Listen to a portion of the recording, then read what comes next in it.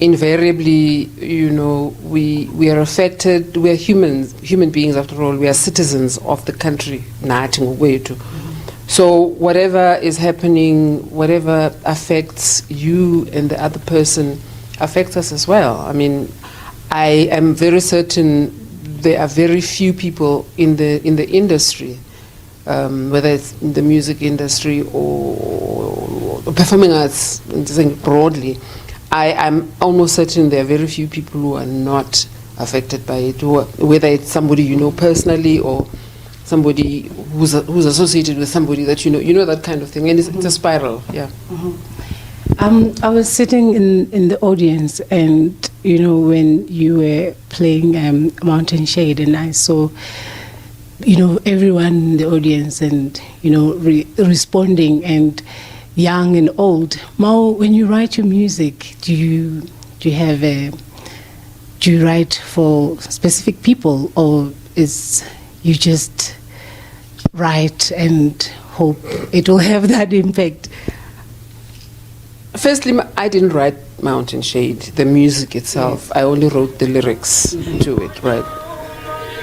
Wrote the lyrics of Mountain Shade, 1. 2, there are certain messages that may resonate with a particular group or a certain group of society, and maybe not others. But the major thing for me is to write music that people across generations can respond to, can relate to. Mountain Shade, you've used the example of Mountain Shade. Little girl, I've had 6-year-olds. Mama, that song. I've had 60-year-olds relate to it, and I suppose the point is I create music that I hope all sectors or various sectors of society can respond to it. The message in the music will grab some, and it might not grab others. I don't set out to write a song for our Koko or and that it resonates with people across generations is very gratifying for me, because I guess the music then becomes and remains universal in that way. And in terms of coaching and mentoring young people, young musicians up and coming, how important is that for you? It is very important. It's extremely important. I may not necessarily do it formally, as in a classroom or in a lesson, a structured lesson, but it's something I do all the time. Because I work with young people every single time. I mean, you probably noticed the band that I work with. It's very young men, for that matter, and for me, it has become very important and very significant to work with young guys, because a lot of the time we affirm young women. We're taking a girl child to work. We're doing this for the girl child. And the younger guys, the younger men, the younger guys do feel left out. They do feel left out. And as a mother, as an elder,